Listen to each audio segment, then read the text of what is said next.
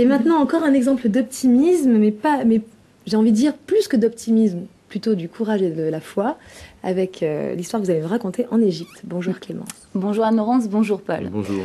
On va commencer cette chronique par un court extrait vidéo, et donc je vais vous poser une question. Dans quel pays a été tournée cette vidéo? Donc c'est parti, on la regarde. Concours.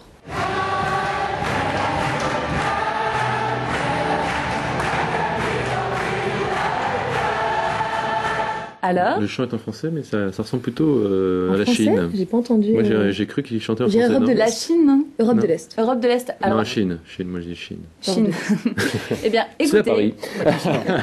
Pakistan. Pakistan. Il s'agit en fait de l'Égypte. On est vraiment mauvais. Hein. On aurait pu s'en douter, je l'avais annoncé au prompteur. Alors pour l'Égypte, je sais pas quel effet ça vous fait, mais personnellement, je trouve ça incroyable.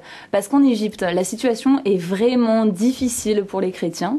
Et malgré tout, comme on l'a vu sur ces vidéos, eh bien on a des gens heureux, pleins de zèle pour Dieu. Et c'est un véritable paradoxe.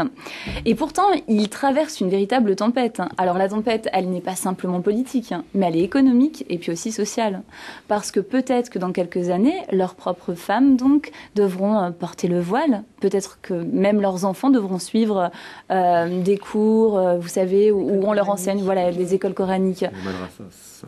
Donc la situation n'est pas vraiment positive pour eux, mais voilà, ils font confiance à Dieu et puis ils sont là, debout, tout joyeux.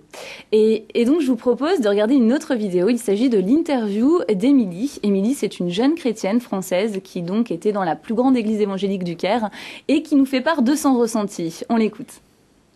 C'est très très émouvant et on a juste envie de louer Dieu avec eux, de participer à cette louange qui sort du cœur. C'est très encourageant de voir qu'au milieu de la tempête, le peuple de Dieu cherche Dieu en premier et personne d'autre. Ce sont ici des gens de toutes les dénominations qui se retrouvent. Il n'y a pas de mots.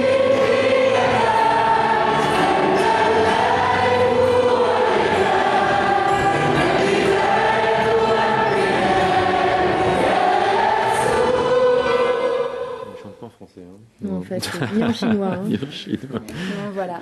Et ce qui est vraiment magnifique, c'est de voir leur zèle. Et je sais pas, moi je me pose aussi une autre question par rapport à ça, mais qu'est-ce qui les motive? Qu'est-ce qui est à l'origine de leur joie?